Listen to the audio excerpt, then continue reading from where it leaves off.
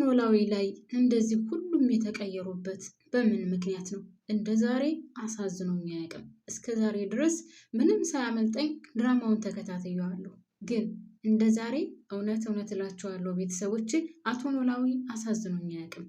እስከሚያለቅስ ድረስ ነው ብቸኝነቱ እንዴት እንዳመመውና ሀና ራሱ ምን ያክል እንደተቀየረችበት የተናገረው። ሰላም ጤና ይስጥልኝ ውድና የተከበራችሁ ቤተሰቦች እንዴት ናችሁልኝ? ሰላም ናችሁ ወይ? በያላችሁበት ሰላማችሁ ብዘዘት ተረፍረፍ ይበልልኝ። ከጎን የሆናችሁ ለምታበረታቱኝ እውነት ለመናገር ቃላት የለኝም። እናንተን ለማመስገን እናንተን ትልቅ ቦታ ለመስጠት እውነት ቃላት የለኝም። ግን እግዚአብሔር ያክብርልኝ።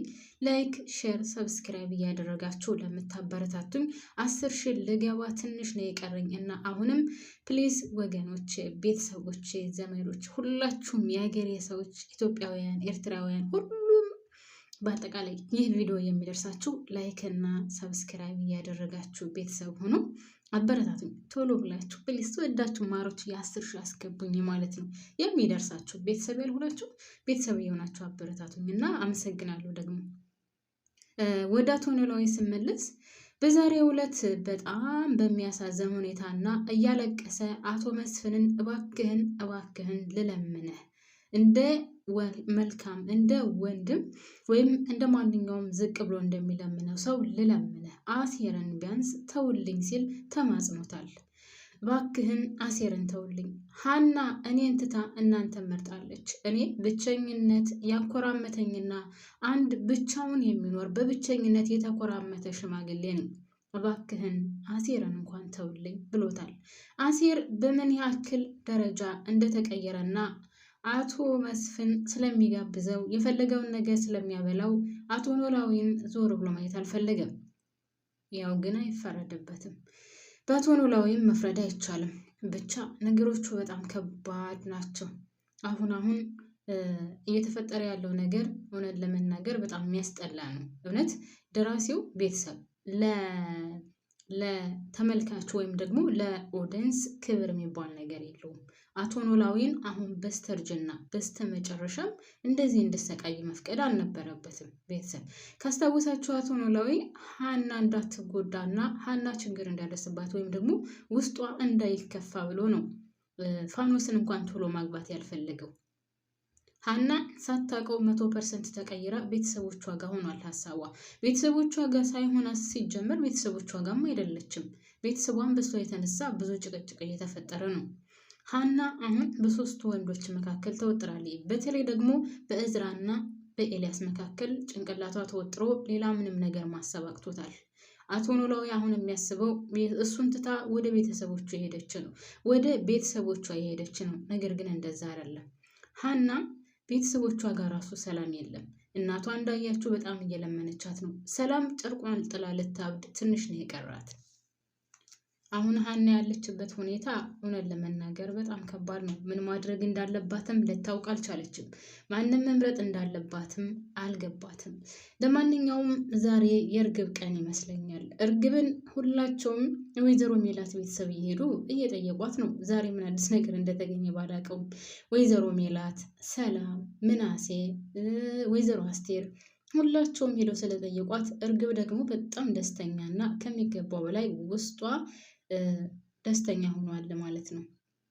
ሌላ ውድ ቤተሰቦች እንግዲህ የሜሮን ነገር ነው። ሜሮን ከወይዘሮ ባዩሽ ግድያ አንደኛ ተጠርጣሪ ወይም ደግሞ እጅሽ አለበት ተብላለች።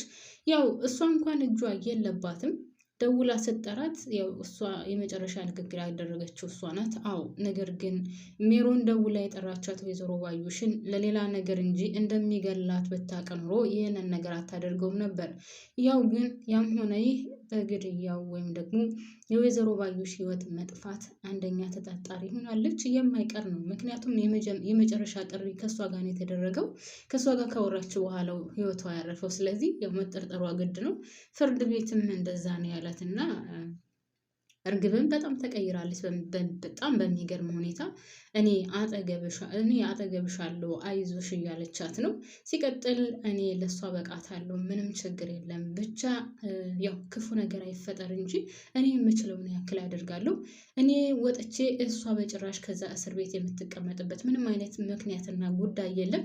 ሲቀጥል ደግሞ ወይዘሮ ባዩሽ እንድትሞት እሷ ምንም ምክንያት አይደለችም። ምናልባት ደውላ ጠርታት ሊሆን ይችላል። ነገር ግን እሷ እንደምትገደል የምታውቀው ነገር አልነበረም ብላም እንግዲህ ለወይዘሮ ሜላትም እያስረዳቻት ነበር። የእሷ እጅ ይኖርበታል ብለሽ ታስቢያለሽ ወይ ብላ ስትጠይቃት እና ፋኖስ ማለቴ ሜሮን በጣም ነው ያሳዘነችኝ። ማለቴ በሰዓቱ ያው ትንሽ ገንዘብ ስለምፈልግ አንዳንድ ጊዜ ታውቃላችሁ ሳናቅም የምንገባበት ነገር በጣም ከባድ ነው። አሁን ሜሪ በሰዓቱ ብር ፈልጋ ነበረ። ስለዚህ ወይዘሮ ባዩሽ እሰጥሻለሁ ስላለቻት እርግብን አሳልፋ ለመስጠት ነበር እንጂ በዚህ ደረጃ ውስጥ ችግር ውስጥ እገባለሁ ብላ በጭራሽ አላሰበችውም።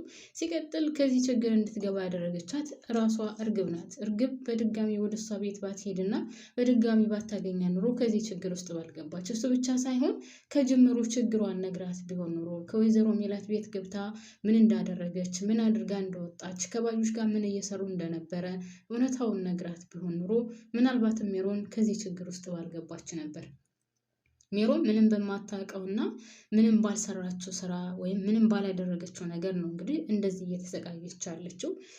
በጊዜው ያው የምትሰራው ስራ በጣም ስላስጠላት እና በጣም ስለደበራት እንትን ብላለች፣ ምንድን የሚባለው ገንዘብ ፈልጋለች። ስለዚህ ከዛ ለመውጣት ነው ያው ያለችበት ህይወት ሁላችንም እንደምናውቀው በጣም የደበራትና በጣም ያስጠላት ነበረ እና ህይወት ከባድ ናት።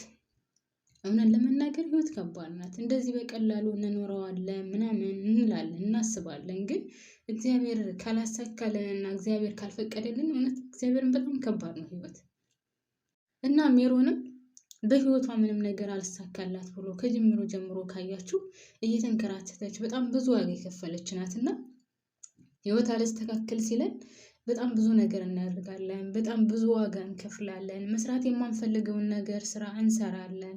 ማድረግ የማንፈልገውን ነገር እናደርጋለን እና ሜሮን ገንዘብ አገኛለሁ ብላ ከማትፈልገው ችግር ውስጥና ከማትፈልገው እንትን ውስጥ ነው የገባችው፣ እዳ ውስጥ።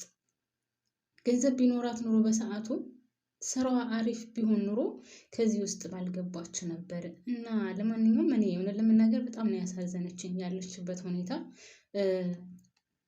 ያደረገችው ስህተት እንዳለ ሆኖ ያው ስህተቱ ግን የኔ ያክል ወንጀል ውስጥ ያስገባኛል ብላ ስላላሰበች እና ስላላቀደችበት ነው እንጂ ብታስበው ወይም ደግሞ ይሄ ነገር እንደሚመጣ ብታውቅ ኑሮ ከዚህ ውስጥ አትገባም ነበር ማለት ነው። እና ህይወት አንዳንድ ጊዜ እኛ በምንፈልጋት ሳይሆን ራሷ በምትፈልገው መንገድ ነው የምትመራን።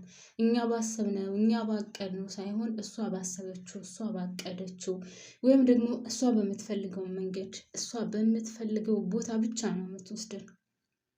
ስለዚህ የሜሮን ችግርና ወይም ሜሮን አሁን ያለችበት ሁኔታ እንደዛ ነው። ፍርድ ቤትም እንግዲህ ያው እንትን ያላት የሌላ ጊዜ ቀጠሮ ነው የሰጣት ማለት ነው። እና አሳዝናኛለች ሆነ ለመናገር። እርግብ እንኳን ያን ሁሉ ነገር የወይዘሮ ሜላትን ቤተሰብ በጥብጣ ያን ሁሉ ወርቅ ሰርቃ ምን ብላ የወጣችው የሜሮንን ያክል አልተጨነቀችም፣ ወይም ደግሞ የሜሮንን ያክል ወንጀል አለብሽ አልተባለችም። እና በዚህ ዘመን ታውቃላችሁ ቤተሰብ እኔ ምን እየተሰማኝ እንደሆነ፣ በዚህ ዘመን መልካም ስትሆኑ ፈጣሪያችሁን ፈርታችሁ ስትኖሩ መጥፎ ነገር ሳሰሩ ስትቀሩ፣ በአጠቃላይ መልካም ሰውና ፈጣሪውን ፈርቶ የሚኖር ሰው እየተጎዳ ያለበት ዘመን ነው። እውነት ለመናገር በህይወቱ ምንም አይሳካለትም በቃ። ነገር ግን ካያችሁ ዝም ብለው አሁን የፈለጉትን ነገር የሚያደርጉ ፈጣሪያቸውን የማይፈሩ ብዙ ነገር ያገኙትን ነገር በሚፈልጉት ቦታ የሚያውሉ ህይወታቸው በሙሉ እየተቃና ነው የሚሆንላቸው። ለምን አላቅም፣ እውነት አላቅም። በጣም በሚገርም ሁኔታ መልካም ሆናችሁ ቀና ሆናችሁ ጥሩ አመለካከት ሆናችሁ ይህን ነገር ባደርግ በፈጣሪ ያስጠይቀኛል ብላችሁ ምናምን ጸጥ ብላችሁ ስትቀመጡ ግን ህይወታችሁ ሁሌም የተጣመመ ነው። ህይወት ሁል ጊዜ ቀና ቦታውን ቀና መንገድን አታመጣም እና አሁንም የሜሮንን ነገር ስታዩትና ስታስቡት እንደዛ ነው እና በጣም አሳዘነችኝ ታውቃላችሁ። ሌላው ድራማው በጣም ተንዛዛ፣ በጣም ከሚገባው በላይ ተንዛዝቷልና ምን እንደሚያደርጉት አላውቅም። በተለይ ደግሞ አሁን አቶ ኖላዊን እንደዚህ መጉዳታቸው ወይም ለአቶ ኖላዊ እንደዚህ አይነት መጥፎ አመለካከት ማለት እንድጎዳ ምናምን አድርገው ማምጣታቸው እኔ ተገቢ ነው ብዬ አላስብም። ምክንያቱም ሰውየው የተሰቃየ ሰው ነው። አንድ ሰው ሁልጊዜ ሰው እንዳጣ እንዲኖር ማድረግ ደግሞ ከመጀመሪያ ጀምሮ እስከ መጨረሻ ተገቢ ነው ብዬ አላስብም። ለማንኛውም እስኪ እናንተ ሀሳብ አስተያየታችሁን አስቀምጡልኝ።